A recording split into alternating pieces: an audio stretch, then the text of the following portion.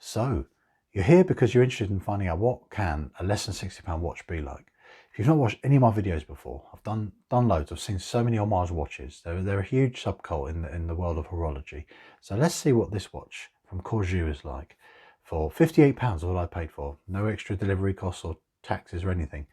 It took a month to arrive, but I think it was worth the wait because overall the quality for less than 60 is great. But there's a few things you need to look at.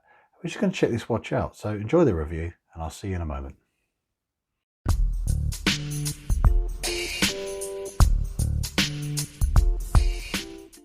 So, excuse me, great way to start a video. Here, guys, my friends, we have the Corgeut,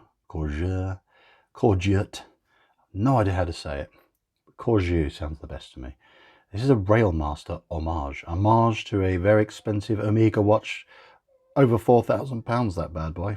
This cost me, no word of a lie, £58 from AliExpress. The only downside, it's the longest time I've waited for a watch in a long time. It took me a month to get it. I'm used to 10 days. That's a long time to wait impatiently for a watch. I was actually really looking forward to getting this, even though I've seen 11 million watches in my life. I was really excited about this because one of my watches I would really like to own one day is the Omega Railmaster, but I'm not in the position at the moment, unless I get 1 million subscribers very soon. I'm not in the position to afford the real deal. Not yet. This is a test drive, if you will. And this is my first impressions because I literally got this watch today, and you're going to need to know, first of all, the stats and the specs. So, as usual, we need to just slide Corgeut out the way, get some focus.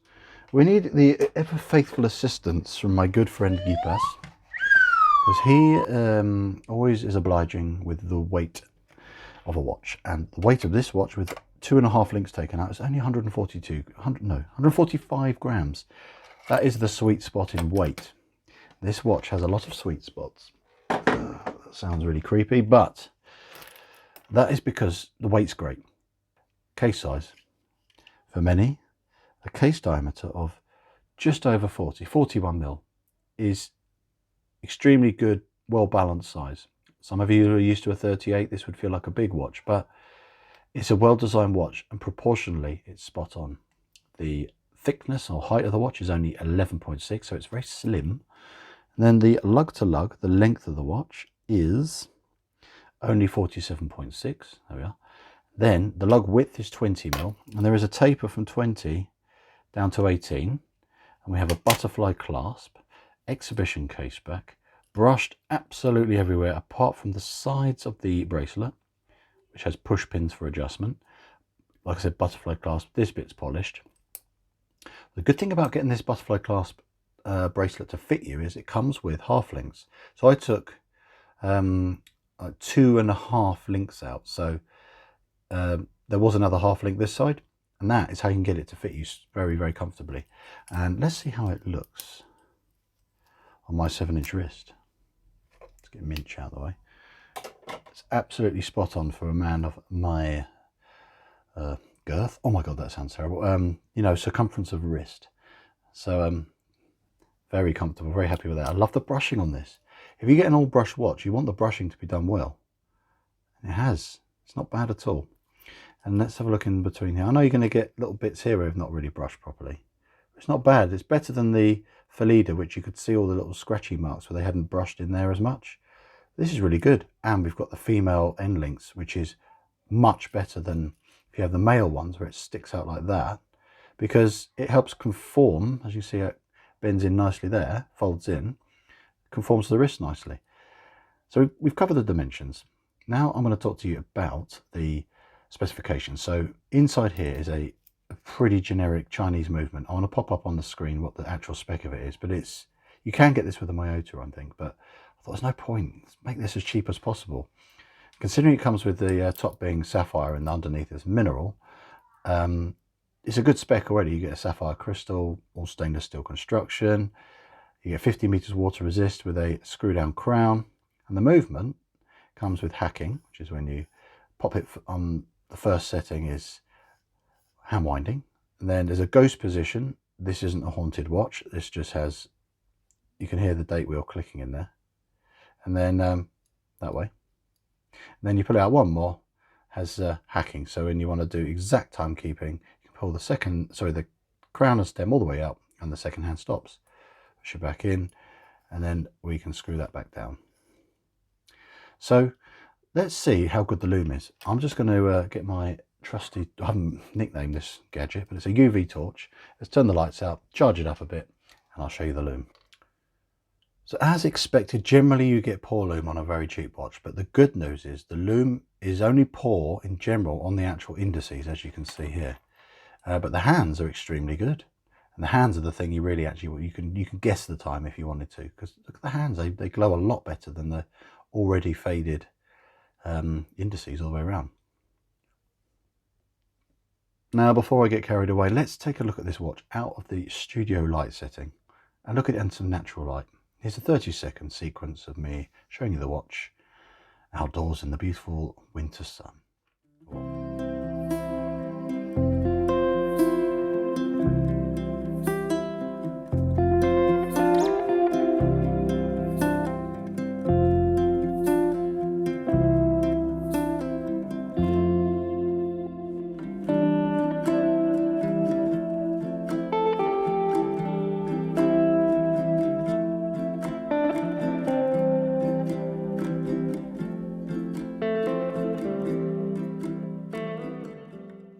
So you've seen the watch outdoors, you've seen the watch now under the studio lighting.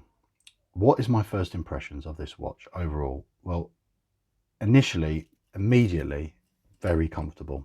I got this to fit me spot on. It really is so comfortable. There's just enough looseness, not too tight, not too loose. It feels so good on the wrist. No wobbliness. Feels ever so slightly top heavy, but it's less than 12mm thick, so it's going to wear really well. And then I'm just seeing here, it doesn't curve. I mean, it's got a bit of a curve on the lugs, and then you've got the contouring functionality of that female solid end link, allowing for it to just conform so nicely. It just blends in with your wrist. Let's see how well finished the underside is. I mean, the finishing is good. The brushing is generally very smooth. There's not many rough spots. A little bit sharp, I did notice under here, but it's not like you're going to hurt yourself with it, but it's just that transition between that side of the case and the underside, ever so slightly sharp. And the brushing is very smooth, but you're going to get the odd snotty mark. I noticed one down here, there, you can see. But I like this patinaed design of the Lume. I do love that, because you can get different colours of this, but I think it works best with this. And I love the cross on the dial, because that helps sort of break up the blackness of the dial as well. It gives it some symmetry and some balance. You've just got Corgeut, you've got the water rating, and it says self-winding, which it is. It's obviously an automatic movement. Initially as well, the crown initially unscrewed a little bit stiffly, and when I tried to thread it in, it took ages, but I think because it was just new, well, I'm having trouble now actually. It's just, you've got to back it off a tiny bit so you don't risk cross-threading it. So these are little issues I've noticed already, but no biggies really. All the pins came out really easily when I sized it up. There's little arrows underneath to tell you which direction you push the pins out. See, little arrows underneath there. I use one of these tools. Actually, I got this free with a steel dive ages ago. I just use this for everything. It's great. You just line it up, push the pins out. These you can then pull out by hand. Sometimes you have to use pliers because they're a bit stiff to come out, but these come out really easily. It took me a matter of moments to resize this to fit me. So yeah, initial impressions are extremely good, and bear in mind, £58. You know, that is incredible value for money. And these watches have been reviewed a lot for good reason, because people do rate these as one of the best value homages you can get, because you do get the sapphire crystal, and decent finished case, general fit and finish and quality control is acceptable, especially for £58. I look forward to wearing this a bit more to see if there's anything that bothers me or I notice, but I just love that dial as well, that lovely vertical brushing effect on the actual dial. Very neatly done. Everything is quite neatly done.